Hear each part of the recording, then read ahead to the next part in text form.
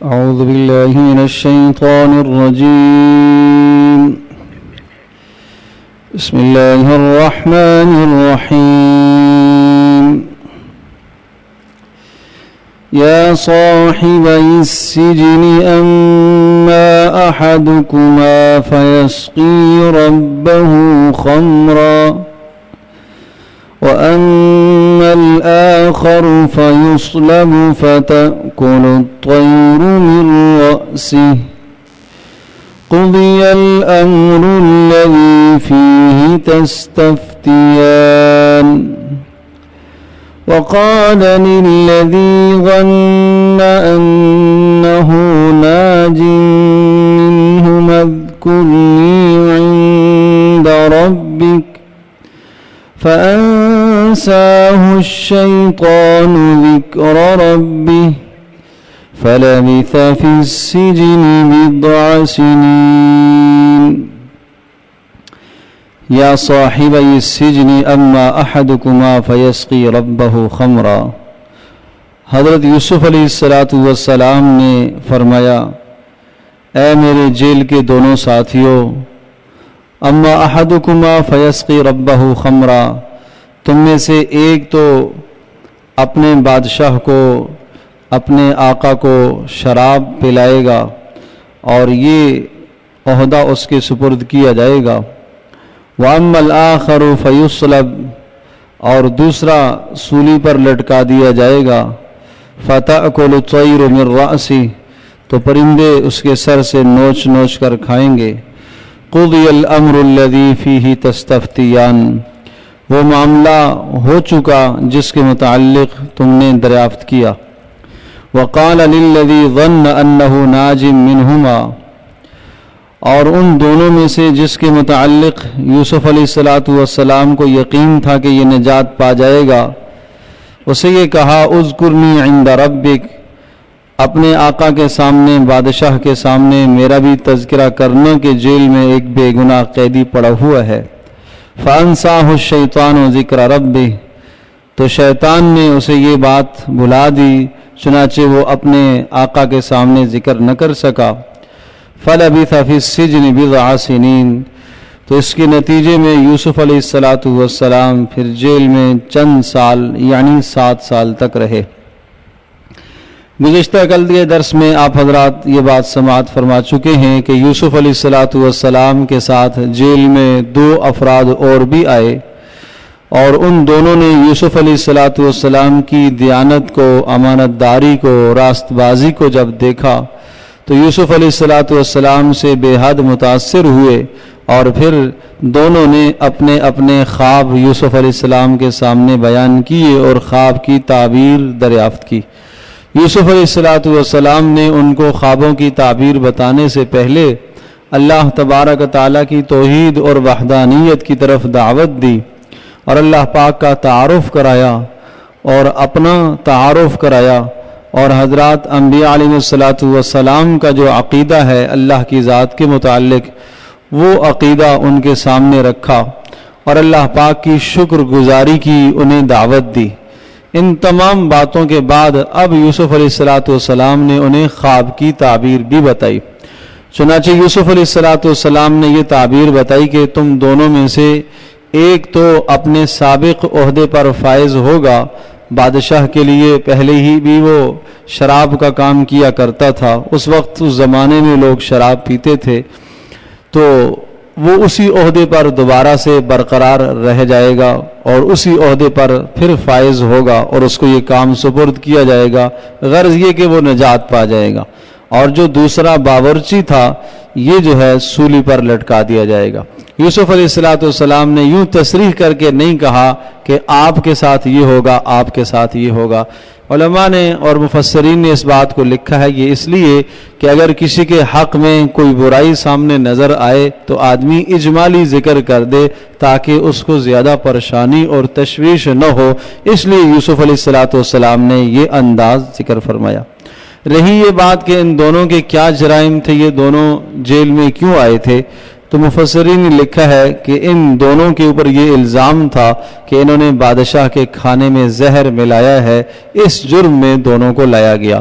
جب مقدمات جاری ہوئے اور تفتیشیں ہوئی تو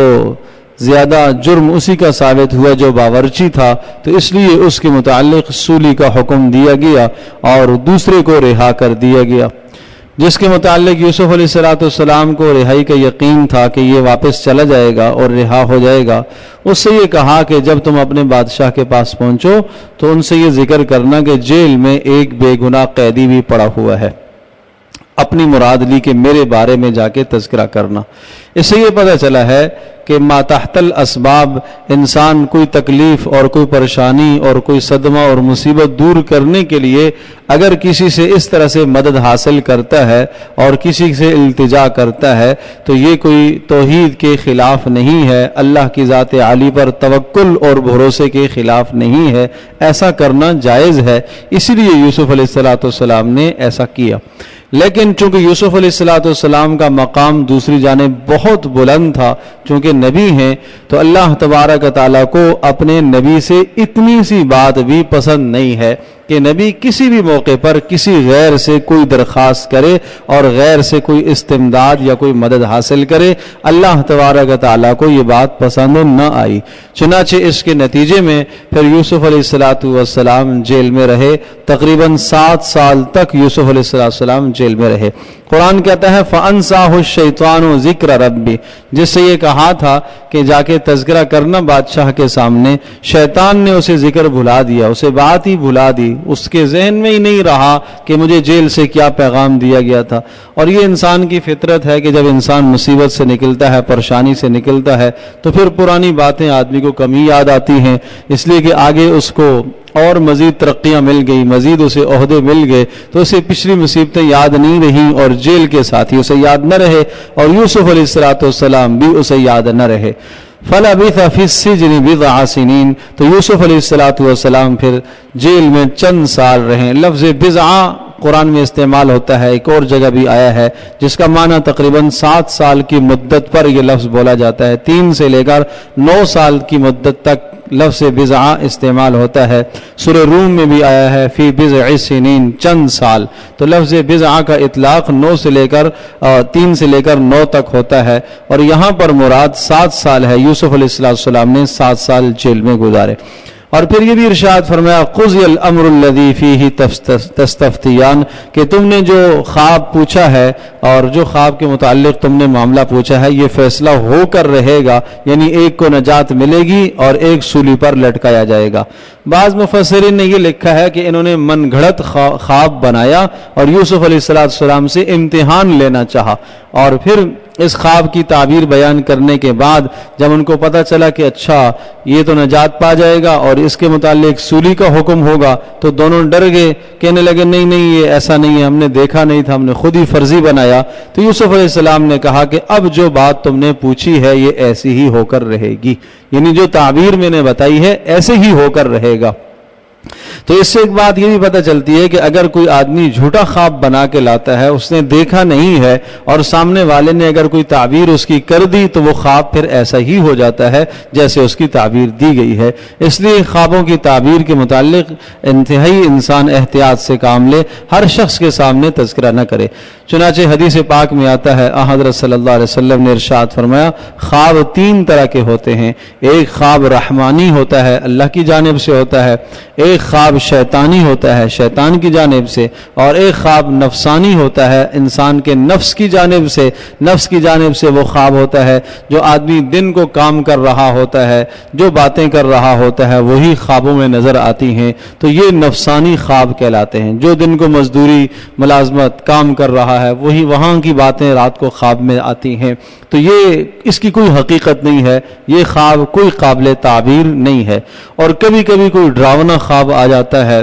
اور وہ شیطان کی طرف سے اس قسم کے ڈراوے آتے ہیں، تو یہ بھی قابل تعبیر نہیں ہوتا۔ اور تیسری قسم کا خواب جو اللہ پاک کی جانب سے ہوتا ہے، حضرت سعد بن ابی وقاص، عبادہ بن صامت رضی اللہ تعالیٰ عنہ ارشاد فرماتے ہیں کہ اللہ تبارک و تعالیٰ اپنے بندے سے کلام کرتا ہے خواب کے ذریعے سے، لہٰذا اللہ پاک نے جب اپنے بندے کو کوئی رہنمائی دینی ہوتی ہے اور کوئی نصیحت اور کوئی ہدایت کی بات بتانی ہوتی ہے تو خواب کے ذریعے سے اللہ اسے رہنمائی کر دیتا ہے۔ اب کس وقت کا یا کیسا خواب قابل تعبیر ہے اور کیسا خواب سچا ہے، تو حدیث پاک میں آتا ہے کہ اصدق الرؤیا، سب سے سچے خواب صبح کے خواب ہوتے ہیں، صبح کے وقت، سحری کے وقت کے جو خواب ہیں وہ سب سے زیادہ سچے ہوتے ہیں۔ اسی طرح سے دوسرا، وہ آدمی جو عام اپنی زندگی میں سچ بولنے کا اہتمام کرتا ہے اس کا خواب بھی سچا ہوتا ہے۔ جو جھوٹ بولتا ہے، بہت زیادہ جھوٹ بولتا ہے، اس کا خواب بھی عام طور پر جھوٹا ہی ہوتا ہے۔ اور تیسری بات یہ ہے کہ بسا اوقات انسان کے مزاج اور انسان کی بیماری کی وجہ سے بھی الٹے سیدھے خواب آتے ہیں، ان کی بھی کوئی تعبیر نہیں ہوتی۔ مثال کے طور پر بسا اوقات معدے کے اندر خرابیاں ہیں اور وہ رات کو خیالات اور وساوس آتے ہیں، یا کبھی کبھی انسان نے جو کھانا کھایا اس کھانے کے اثرات بھی مرتب ہوتے ہیں، گرم شدید کھانا کھائے گا اور اس قسم کا کھانا کہ جس کی وجہ سے رات کو اسے پیاس لگے تو وہ رات کو خوابوں میں پانی ہی دیکھے گا، اس قسم کی چیزیں دیکھے گا۔ ٹھنڈی چیزیں زیادہ استعمال کرے گا تو خواب میں وہ آگ اسے نظر آئے گی۔ تو بسا اوقات کھانے پینے کے اثرات بھی مرتب ہوتے ہیں، موسم کے اثرات بھی خوابوں پر مرتب ہوتے ہیں۔ اسی طرح سے مرد اگر وہ خواب دیکھتا ہے تو اس کی الگ نوعیت ہوتی ہے، عورت اگر وہ خواب دیکھے اسی قسم کا تو اس کی الگ نوعیت ہوتی ہے۔ تو بہرحال اس لیے خوابوں کے معاملے میں احتیاط سے کام لیا جائے۔ آدمی جس آدمی سے تعبیر پوچھے خواب کی، دو شرائط اس میں پائے جائیں تو آپ اس سے تعبیر پوچھیں۔ پہلی بات تو یہ کہ وہ قرآن و حدیث کو جانتا ہو، اور دوسرا وہ آپ کے ساتھ مخلص ہو۔ تو جو شخص آپ کے ساتھ مخلص بھی ہے اور قرآن و حدیث کو جانتا بھی ہے، اس سے خواب کا تذکرہ کیا جائے، تعبیر پوچھی جائے۔ اور رسول پاک صلی اللہ علیہ وسلم نے اس معاملے میں جو صورتحال بتائی ہے یہ کہ جب تم برا خواب دیکھو تو اس کو ذکر نہ کرو، اور جب تم اچھا خواب دیکھو تو اس کو تم کسی کے سامنے تذکرہ کرو، وہ قابل تعبیر ہو سکتا ہے۔ اور برا خواب اگر رات کو آتا ہے تو حضرت صلی اللہ علیہ وسلم نے حل یہ بتایا کہ برے خواب کے بعد جب آپ جاگ جائیں تو آپ اعوذ باللہ من الشیطان الرجیم پڑھ لیجئے اور الٹی طرف تھوک دیجئے، تھتکار دیجئے۔ ارشاد فرمایا جو آدمی ایسا کر لے گا یہ خواب اس کو پھر نقصان نہیں دے گا، وہ کتنا سے کتنا ڈراؤنا ہو، کتنا سے کتنا سنگین ہو، اور آدمی ڈر رہا ہو کہ کہیں ایسا نہ ہو، ایسا ہو جائے، تو ارشاد فرمایا اگر یہ عمل آپ نے کر لیا، اعوذ باللہ من الشیطان الرجیم بھی پڑھ لیا، تھتکار بھی دیا الٹی جانب، تو فرمایا وہ خواب اس کو ضرر نہیں دے گا، نقصان نہیں دے گا۔ اللہ پاک ہم سب کے لیے عمل کرنا آسان فرمائے۔